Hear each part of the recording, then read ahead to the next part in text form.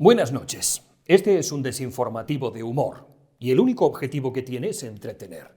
Sin embargo, he creído conveniente hacer una pausa, tomar aire, ofrecerles la crónica más aséptica y más resumida que pueda hacer de los hechos que nos han llevado a la guerra en Ucrania y después retomamos la tónica habitual del programa. Por si prefieren saltarse al show, aquí les dejo el minuto en el que empieza la fiesta. Esta es una guerra, a mi entender, personalista. La guerra parte de un personaje megalómano, ultranacionalista, altivo y terriblemente orgulloso. El más claro ejemplo de lo que es un matón. Su caminar chulesco y la parafernalia propagandística que lo acompañan siempre lo delatan. Sin un personaje así al frente de una nación resiliente, orgullosa y muy patriota, no podría concebirse un conflicto como este. Sus actos definen a alguien que no soporta al que es débil porque está por encima del resto. Hay otra cosa que han de tener en cuenta. Siempre que Occidente se debilite, Putin se crece. Por un mero sistema de vasos comunicantes, dado que Putin está en un bando y Occidente en el otro, siempre que uno pierda poder, el otro lo va a ganar. Y esto determina no solo el arranque de esta guerra, sino cómo se lo ha tomado el resto de las naciones. Putin nació el 7 de octubre de 1952 en Leningrado, hoy San Petersburgo, hace ahora 70 años. Es hijo de Vladimir y María Putin. Con total certeza, haber nacido en San Petersburgo marcó mucho su infancia porque el cerco de esta ciudad, uno de los más salvajes de la historia, había concluido solo 8 años después de su nacimiento y las cicatrices de la guerra y el testimonio de los habitantes, sin lugar a dudas, hicieron mella en el pequeño Putin y forjaron su personalidad de adulto. Mide 1,70, pesa 80 kilos de puro músculo. Es cristiano ortodoxo, ultraconservador, tiene 2 hijas, está divorciado y ama los perros y el deporte. Fue agente del KGB. Lleva a sus espaldas la mochila de muchas muertes. Gobierna Rusia desde hace más de 20 años. Logró el apoyo mayoritario de los rusos para alterar la Constitución y así poder continuar en el poder hasta más allá del 2036, lo que lo convertiría en el dirigente más longevo de Rusia, superando al dictador Stalin, que duró 29 años. Putin es alguien a quien puedes vencer pero no convencer, así que esta guerra seguramente vaya para largo. Desde el final de la Segunda Guerra Mundial, el mapa de Europa se ha visto moldeado en su mayor parte por medio de alianzas políticas.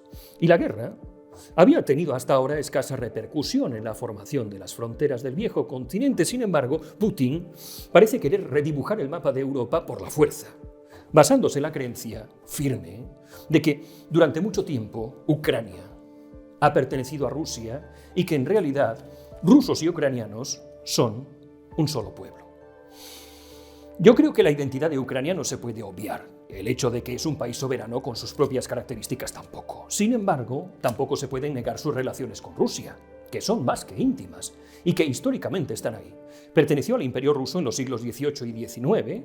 En 1917, la Revolución rusa acabó con ese imperio y la región se vio inmersa en una espiral de guerra civil, a pesar de que fue independiente durante un breve lapso de tiempo. La Unión Soviética terminó por fagocitarla, como de hecho ocurrió con otras muchas naciones que formarían parte de su círculo de influencia. Por su parte, en Occidente ya sabemos lo que ocurrió. Abrazó el libre mercado y la democracia como forma de organización del Estado. A algunos les costó más tiempo que otros, léase España, pero en general eso fue lo que ocurrió. De hecho, en el año 1949, las potencias occidentales se unieron y se formó la OTAN. Por su parte, el núcleo de influencia ruso constituyó el Pacto de Varsovia y cada uno de los bandos formó un ejército. Todo permaneció durante décadas en una situación que pasaba de la calma a la tensa calma, a la tensión, hasta que finalmente la Unión Soviética colapsó. Como consecuencia de esto y dado que los movimientos sociales son pendulares, muchos de los nuevos países cambiaron de bando. Polonia, Hungría y la República Checa se unieron a la OTAN y dieron la espalda a Rusia. En ese momento, solo Bielorrusia, Ucrania y Georgia permanecieron como colchón para amortiguar las posibles luchas entre Rusia y la OTAN, lo que llevó a la OTAN a las puertas mismas de Rusia en la zona del Báltico. Esto hizo que Rusia se sintiera terriblemente amenazada y vulnerable, no solo porque su poder se había debilitado, obviamente, sino porque el enemigo estaba empezando a comerle los huevos. Ucrania se convirtió en socio de la OTAN en 1994, el paso previo a convertirse en miembros de pleno derecho. Y en el 2013, de hecho, iban a firmar un acuerdo de asociación con la Unión Europea, pero justo en el momento de firmar el documento coincidió un gobierno prorruso y Ucrania se echó atrás. Cientos de miles de manifestantes salieron a las calles para exigir la firma del convenio. Murieron cerca de 100 personas y finalmente el gobierno colapsó. Esta noticia fue recibida como un jarro de agua fría por Putin, quien decidió emplear la fuerza para volver a ganar la influencia que había perdido sobre Ucrania. Anexionó entonces la península de Crimea, por cierto, muy rica en gas y petróleo. Y ciertos separatistas de ciertas regiones de Ucrania se hicieron fuertes respaldados por Putin. Por ese motivo, Ucrania se ha visto envuelta en un conflicto que ha causado la muerte de cerca de 14.000 personas y el desplazamiento de 2 millones de almas. Este conflicto, sobre el que los medios occidentales pasan de puntillas, es la excusa que lleva a Putin a atacar Ucrania en este momento, porque dice sentir que la propia rusidad es atacada.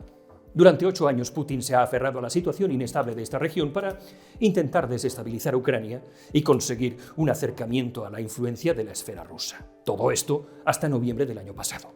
En ese momento, los satélites mostraron un movimiento de 100.000 soldados rusos cerca de la frontera de Ucrania. Esto puso en alerta a las potencias occidentales, lo que derivó en ejercicios militares en ambas fronteras. Y así llegamos a nuestros días. Bajo el pretexto de pacificar las regiones separatistas prorrusas, Putin inicia una invasión en Ucrania, a la que considera fascista por sofocar el separatismo prorruso de esas regiones. Que si me preguntan, yo creo que esto es pantomima, es una excusa para justificar una agresión. Pero no olviden ustedes que esta opinión está forjada por el hecho de que yo no tengo acceso directo a medios de comunicación rusos que me expliquen correctamente los motivos de la guerra desde la perspectiva rusa. La fuerza de respuesta de la OTAN se ha activado por primera vez en la historia, la neutralidad sueca y el pacifismo alemán se han volatilizado en menos de un fin de semana, y Estados Unidos ha enviado tropas adicionales a Europa del Este. Sin embargo, las potencias occidentales se comportan con cautela porque Putin controla el mayor arsenal de armas nucleares del mundo y ha amenazado a cualquiera que pueda interferir, a pesar de que en principio la guerra parecía estar ganada por un invasor infinitamente superior. Los resultados no están siendo los esperados por el Kremlin, fundamentalmente debido a 5 razones. Se ha adjudicado un presupuesto menor del necesario. En cierto modo, se trata de una invasión low cost.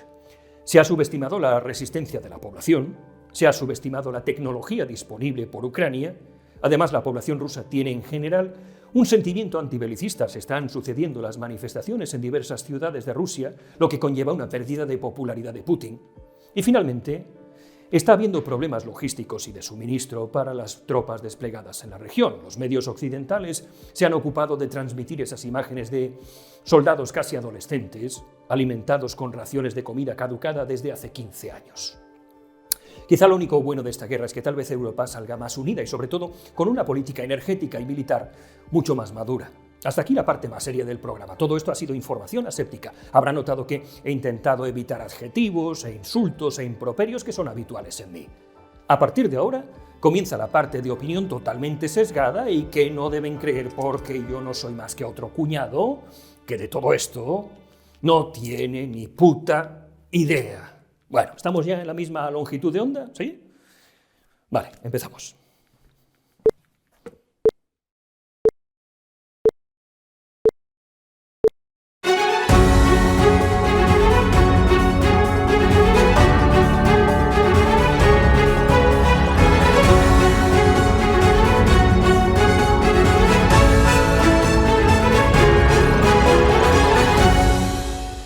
Buenas noches y bienvenidos a los Minutos del Odio, el informativo facha franco pantano de Fake News para machirulos heteropatriarcas opresores. ¡Ay, estás gordo! Te has puesto fanegas en Galicia, pareces un sindicalista.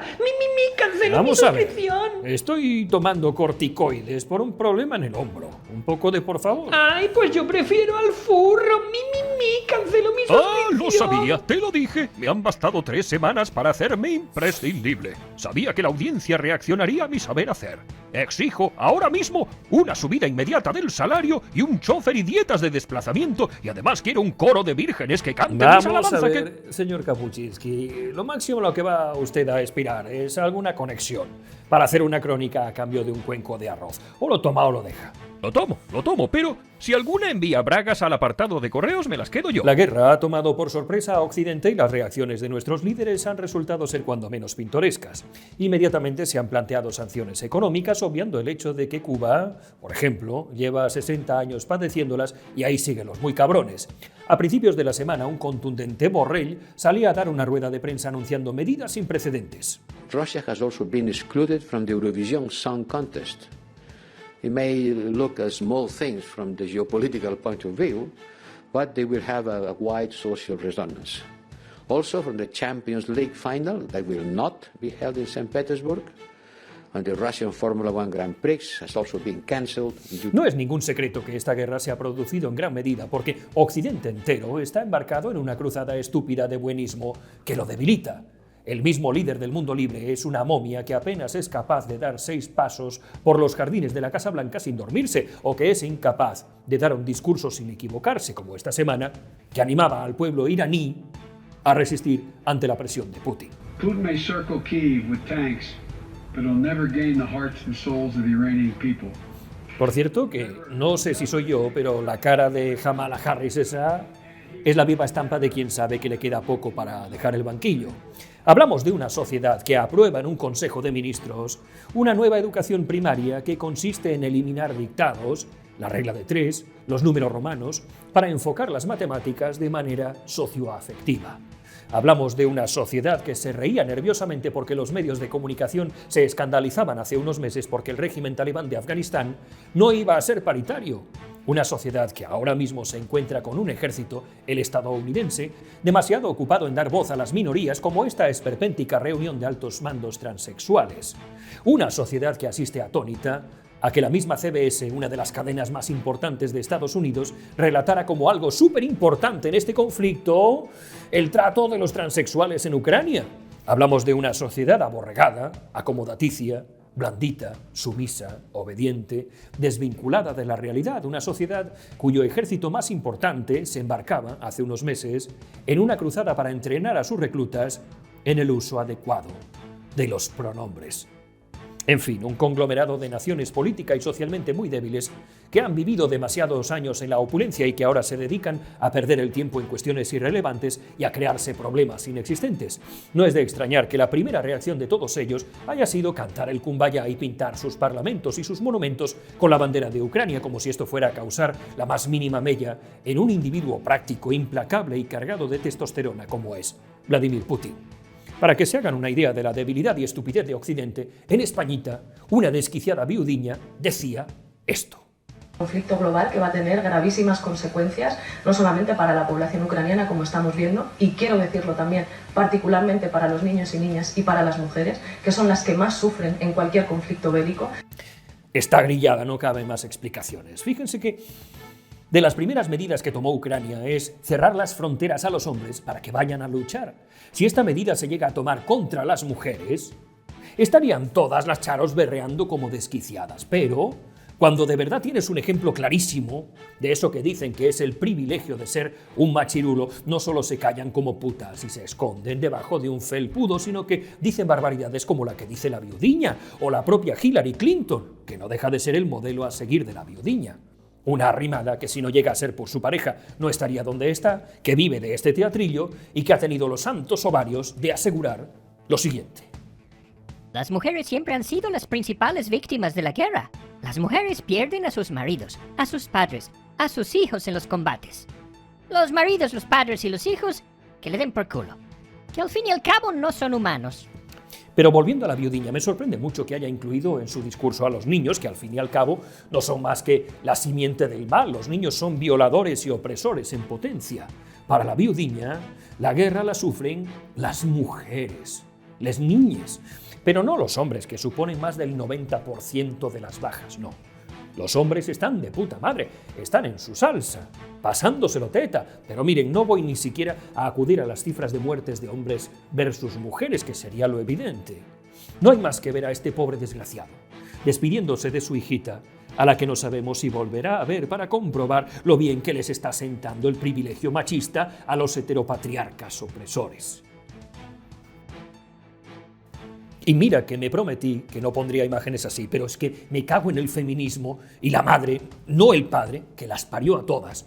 El día que consigan ustedes extirpar de la política a este infraser, empezaremos a hablar de la igualdad en España. Como es evidente, su compi de ideologías, Lady Paro, refrendaba estas afirmaciones. Que los hombres mueran en la guerra es bonito porque al fin y al cabo son seres inferiores y en cierto modo merecen morir. La novia cadáver, que es incapaz de pasar un solo día sin ser el centro de atenciones, ofrecía el cendal a los refugiados.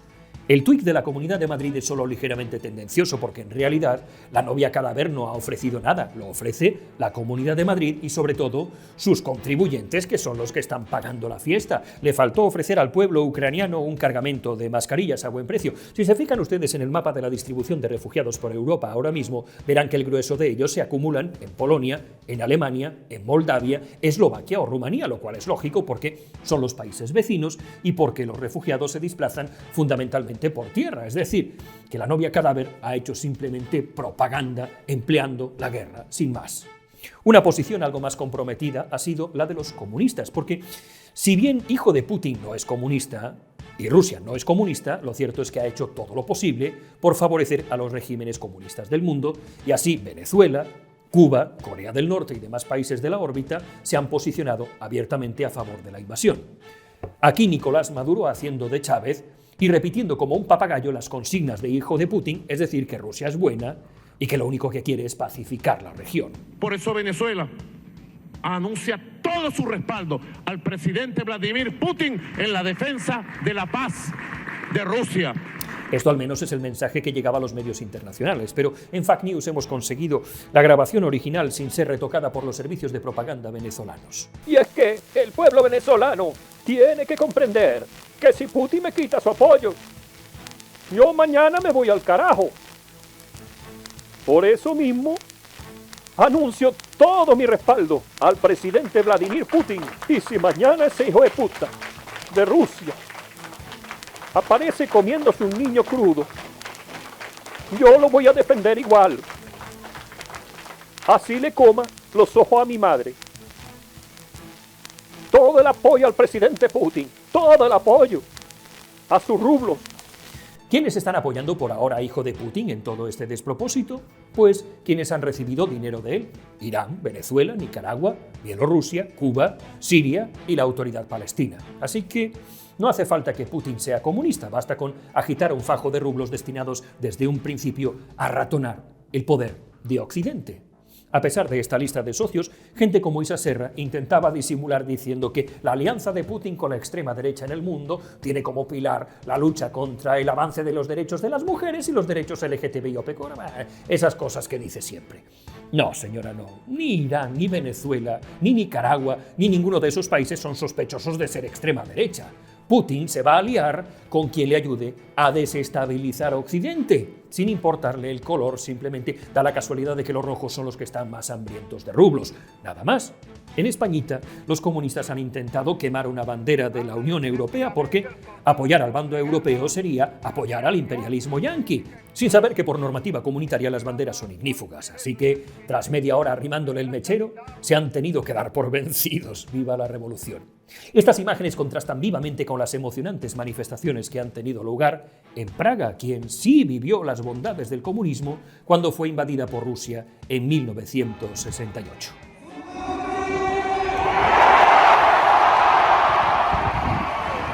Los comunistas españoles, esos que muestran su odio a los gringos desde redes sociales gringas con teléfonos gringos, han tenido una semana complicada entre disimular que hijo de Putin les cae bien y no parecer unos vendidos al régimen de Moscú, así que la forma más sencilla de modelar su discurso es tirar por el no a la guerra e intentar convencer a su electorado de que a Putin se lo frena tocando Imagine con la guitarrita y pintando bancos de morado. Así lo expresaba Izquierda Unida nada más conocerse el estallido del conflicto y así lo hacía saber también Carrie Cara de Pobre. Quiero deciros que lo mejor que podemos hacer como país y no estamos haciendo es apostar por una solución diplomática y pacífica a este conflicto.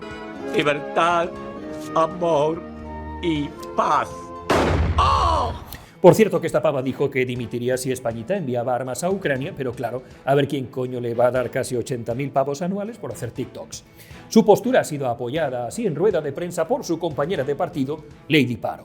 Que la gente se agarre a su carguito como un clavo ardiendo, porque en ninguna otra parte del mundo se va a sacar esa cantidad de pasta, ni va a poder enchufar al novio, es bonito. En cualquier caso, el día 11 de marzo sabremos exactamente cuál es la postura de Podemos con respecto a todo este embrollo. Los independentistas en España ahora mismo tienen otro papelón y tienen que hacer encaje de bolillos para mostrarse tibios ante la invasión, porque de todos he sabido que algunas conexiones hay con hijo de Putin, como aquella oscura historia de los 10.000 soldados que ofrecía el Kremlin a Puigdemont si declaraba la independencia de Cataluña, que digo yo que tal vez, y solo tal vez, tenga esto que ver algo con el hecho de que en este listado de eurodiputados que han votado esta semana en contra de dar asistencia financiera a Ucrania se encuentre un catalán bastante famoso, o que Bildu, Izquierda Unida y los anticapitalistas se nieguen a condenar la invasión de Ucrania en el Parlamento Europeo. Repito, todos estos no tienen en común con Putin ser comunistas, sino ser antioccidentales. Todos ellos se crecen cuando Occidente está débil. Es especialmente llamativa la postura del terrorista Arnaldo Otegi, que pedía una solución diplomática del conflicto porque dice que él representa a los partidarios de la paz y la autodeterminación pacífica de los pueblos. Pero ¿cómo coño se puede ser tan cínico? A principios de la semana, maniatado por sus socios de coalición, terroristas y nacionalistas de quien depende, Españita anunciaba que no enviaría armas, sino 5.000 cascos y unos chalecos antibalas y cositas menores, y ojo que estamos hablando del 6º país del mundo en producción de armas. No es de extrañar que Pedro I el Repudiado no recibiera la llamada de cortesía de su homólogo ucraniano cuando éste hizo la ronda con los demás presidentes europeos. Este que están viendo es un listado de los países europeos que en un principio enviaban armas a la izquierda y los que no a la derecha. Para que se hagan una idea de la irrelevancia de Españita como país en todo este conflicto, se han dado pequeños detalles de importancia como que la presidenta de Georgia no supiera ni cuál es la cuenta de Twitter de Sánchez, o que la cuenta de Instagram del Estado Mayor de la Defensa fuera hackeada y se publicaran en ella fotos de señoras en tetas. La cuenta del Estado Mayor de la Defensa española, que no parece que se estén defendiendo de forma muy efectiva. Lo cierto es que Españita ha tenido una suerte espantosa con todo esto. Un gobierno débil, inoperante, vendido, de gestos, dependiente de unos socios malignos, durante un apocalipsis sanitario y con una guerra mundial cocinándose. Tal debió ser la presión de fuera de nuestras fronteras que el gobierno de Pedro I el Repudiado tuvo que recular a mediados de semana con la boquita pequeña. España va a enviar armas a Ucrania. Lo va a hacer dentro del mecanismo del Fondo Europeo de Apoyo a la Paz. Es decir, sí que se van a enviar armas, pero para la paz. Son armas que no hacen pupas, son armas buenas. Así lo explicaba en rueda de prensa Lady Paro. Las armas, si las vemos desde la perspectiva correcta, es decir, si las vendemos nosotros, son bonitas. Sin embargo, desde el lado ruso las cosas se ven de un modo bien distinto. Ha censurado a Facebook y ha amenazado con cerrar medios de comunicación independientes. De hecho, los medios de comunicación han recibido la orden de recurrir únicamente a fuentes oficiales del gobierno para su cobertura y no utilizar determinados términos para describir la operación bélica. No se puede hablar ni de guerra, ni de ataque, ni de invasión. Para los rusos que se sentaron delante de la televisión el sábado pasado, el día comenzó como cualquier otro. Había tertulias, películas antiguas o programas de bricolaje. Por la tarde, cuando el conflicto escaló, los tertulianos de los programas de debate minimizaron la gravedad de la situación o negaron rotundamente que se estuviera produciendo una invasión. En un discurso fuera de lo normal el viernes por la noche, hijo de Putin llamó a las fuerzas ucranianas a derrocar su gobierno, que según él es una banda de drogadictos y de neonazis. Y aquí podemos decir lo que quieran, que si censura, que si yo quiero libertad de expresión, pero en nuestro lado, lamentablemente, las cosas no están siendo mejores. Esta semana Bruselas anunciaba la decisión de prohibir las emisiones de las cadenas rusas RTI y Sputnik en la Unión Europea. En este sentido, no puedo más que estar plenamente de acuerdo con el difuntiño, quien desde su programa hacía el siguiente alegato en favor de la libertad de expresión. La Unión Europea ha anunciado que van a censurar a los medios prorrusos RT y Sputnik. Es evidente que se trata de medios absolutamente favorables al gobierno ruso porque son medios del gobierno ruso. Pero no parece muy presentable tomar a los ciudadanos europeos por imbéciles y decidir por ellos qué pueden o qué no pueden ver. Pues sí, Pablo, sí. Es el momento de recordar que la libertad de expresión es importante incluso si se la tienes que conceder a gente que no te gusta. De hecho, ¿qué cojones? Es más importante concedérsela a gente que no te gusta, porque tú puedes ser el siguiente. No es lo que tú y tus amigos hacéis con los medios que os resultan incómodos, a los que vetáis de vuestras ruedas de prensa y a los que decís que no contestáis porque no participáis en burbujas mediáticas de la ultraderecha. Así que, Pabliño, difuntiño, únete a mí en la defensa de la libertad de expresión, con mayúsculas, y condena también la censura que ejercen tus amigos, los tuyos, contra periodistas en España. Los defensores de la libertad de expresión te necesitamos, Pabliño.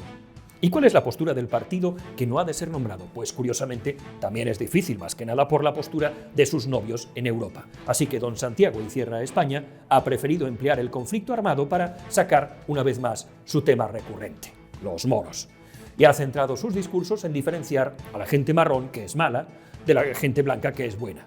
Aquí les dejo el rifirrafe entre don Santiago Icierra España y Pedro I el Repudiado, y nada de lo que diga ni uno, ni otro, ni yo les va a hacer cambiar de opinión al respecto, así que ya todo me importa un cojón, escúchenlos a los dos y que les den a todos. Cualquiera puede entender ahora perfectamente cuál es la diferencia entre esos flujos de refugiados que hay ahora y las invasiones de jóvenes varones en edad militar y de origen musulmán que se han lanzado contra distintas fronteras de Europa en un intento de desestabilizarla y de colonizarla. Hay un artículo 3 de la Convención de Ginebra donde dice explícitamente que no se pueden diferenciar a los refugiados y refugiadas en función de su origen y su nacionalidad. Por más que lo parezca, no olviden que no es lo mismo soltar verdades como puños que puñetazos como si fueran verdades. Los socios de don Santiago Icierra España, como digo, no se lo ponen fácil y, de hecho, ha alabado a Polonia, pero ha evitado mencionar a Hungría después de que ésta haya decidido prohibir el paso del equipamiento militar a Ucrania a través de su territorio. También don Santiago Icierra España ha tenido un problemilla con su novia, que ha tenido que destruir más de 1 millón de folletos de propaganda de su partido porque en él salía en una foto con hijo de Putin. Si me preguntan a mí, indudablemente hay cosas que no sabemos. Nada es blanco ni negro. La realidad que me parece más plausible es que sí, Rusia ha invadido otro país soberano porque le ha salido de los cojones a Putin. Lo que ocurría antes dentro de ese país soberano, pues lamentablemente lo desconozco, porque los medios de comunicación a los que tengo acceso no me lo pueden contar. De lo que no tengo ninguna duda es que la solución pasa porque todo el Ministerio de Igualdad español acuda a dialogar con Putin armado de consejeres transexuales no binarios, o bien crear un hashtag en Twitter o pintar unos bancos de los colores de la bandera de Ucrania. Con eso, la guerra habrá terminado en menos de una semana. En el apartado del extraño harakiri que está practicando día sí y día también el Partido Popular, es de reseñar que esta crisis ha supuesto en las encuestas un desplome sin precedentes. El partido que no puede ser nombrado está a punto de sorpasar al Partido Popular, algo que no me extraña lo más mínimo. Para conocer la última hora, conectamos en directo con el señor Kapuczynski, que se encuentra en la sede del PP en la madrileña calle Génova. Señor Kapuczynski, muy buenas noches. Esas fotos no son mías. Alguien habrá hecho Photoshop. Ahora, las tecnologías avanzan, que es una barbaridad. Es vergonzoso que alguien esté empleando así mi imagen. Les vuelvo a repetir que yo no estaba en ese yate con Putin y las muchachitas. Que yo no soy ruso, soy de origen polaco. Hola. Soy el señor Kapuczynski, emitiendo en directo desde la sede de Alianza Popular. Los populares contemplan con alivio la guerra, que está acaparando los titulares de prensa y por lo tanto toda su caca está viéndose atenuada. La raposa de Ospeares se pasaba media semana haciendo amagos e intentando convencernos a todos de que se lo estaba pensando, cuando en realidad se le hace el culo pesicola desde hace años, soñando en hacerse con el control del partido, y finalmente ha anunciado que será el nuevo Mesías. Sin embargo, esta semana todo su aparato propagandístico ha tenido que centrarse en meter debajo de la alfombra el cadáver de su hermana, quien preside una empresa que, con la raposa en el poder, ha facturado a la Xunta de Galicia más del triple de lo que facturó durante el mandato del gobierno bipartito PSOE-BNG. Supongo que serán coincidencias. A mí que me preguntan. Con su misión canina, el rey de lo obvio, Pablo Montesinos, de quien parece que finalmente nos hemos librado, aclaraba que hay una campaña dentro del Partido Popular para deshacerse del señor Anemias. Desde esta semana, la foto de Pablo Montesinos sale en la Wikipedia cuando buscas síndrome de Estocolmo. En un ataque de victimismo, la novia cadáver intentaba rentabilizar la situación exigiendo expulsar del Partido Popular a los que cuestionaron el contrato de su hermano. Y comparándose con Rita Barberá y lloriqueando, ¿cuántas Ritas Barberá podemos permitirnos en este partido? Considerando que, puesto que lo del hermano no está del todo claro todavía, me queda la duda de si cuestionar este contrato es comunismo o libertad. El resultado de todo esto va a ser el siguiente. Feijóo, la raposa de Ospeares va a echar tierra sobre el asunto enterrando de camino a Casado, mientras la novia cadáver, que está claro que ha hecho algo difícil de explicar con claridad, se va de rositas y de madre coraje. ¿Que en Alianza Popular hacía falta una renovación? Sí. ¿Que esta ha sido la mejor forma de hacerlo? Hombre, a ver. Bueno, devolvemos la conexión a los estudios centrales. Hasta la victoria siempre. Subnormales. Mientras todo esto ocurría, la actividad gubernamental no ha cesado, aprovechando que todos nosotros estábamos mirando hacia otro lado y así han seguido con la excarcelación de etarras o avanzado sin prisa pero sin pausa, forzando a esos expertos que nadie conoce para poner en marcha su plan maquiavélico para incrementar todos los impuestos que sea posible. También ha aprovechado el desconcierto general para acelerar la reforma de los autónomos que os va a dejar temblando. Como los autónomos están demasiado ocupados trabajando y no se van a movilizar porque eso les cuesta pasta que tienen que emplear para pagar a Escrivá, pues se joden, achantan y pagan. Además, han decidido que las estaciones de trenes ahora van a tener nombres femeninos, que es justo lo que necesitaba el país. Es de urgencia reformar esto. En concreto, la primera será la estación de Atocha, que pasará a llamarse Almudena Grandes, nombre elegido únicamente para hacer rabiar al PP. Ya saben que se negaba a distinguirla con el título de hija predilecta de Madrid. Esta distinción solo demuestra que si eres roja y mujer, no necesitas tener un talento especial. Así funciona la justicia en las políticas identitarias. Si me preguntan a mí si es absolutamente imprescindible que la homenajeada tenga coño por algún motivo que desconozco, apuesto por Martín Gaite, Gloria Fuertes, Ana María Matutes, Concha Espina o Emilia Pardo Bazán, que al menos no fueron escritoras mediocres de las que nadie hablará en 5 o 10 años. Pero claro, como estas no hablaron de violar monjas y sobre todo no se pueden emplear como ariete para abofetear al PP, pues que les den. Tienes que ser mujer y roja. Ese es el requisito para que se te valore como artista. También ha pasado medio desapercibido que la Fiscalía finalmente le ha dado un respiro al campechano y lo ha dejado libre de toda carga basándose en que los posibles delitos han prescrito y que el rey es inviolable. Es decir, ojo al dato, que no se ha probado su inocencia, sino que simplemente ha pasado el tiempo y el rey es demasiado guay para ser procesado. Porque todos los españoles somos iguales ante la ley. Bueno. En estos momentos más oscuros, el patriotismo une a las personas. Así cerraba una de las últimas sesiones del Congreso ucraniano con los parlamentarios unidos cantando el himno de su país.